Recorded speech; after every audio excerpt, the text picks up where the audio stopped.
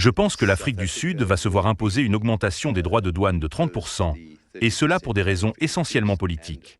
Plusieurs éléments ont contrarié les Américains au sujet de l'Afrique du Sud.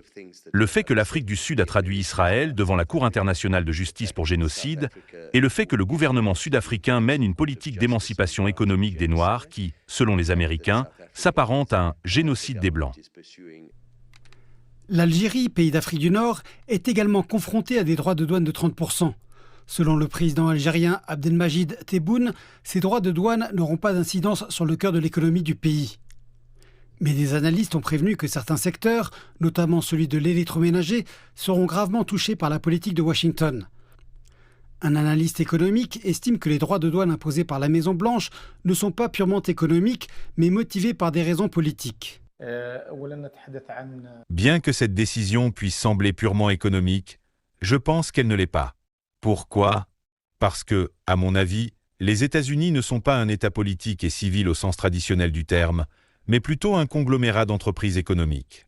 Cette décision est par conséquent injuste, car elle vise l'Algérie dans le but de nuire à la croissance économique des pays concernés.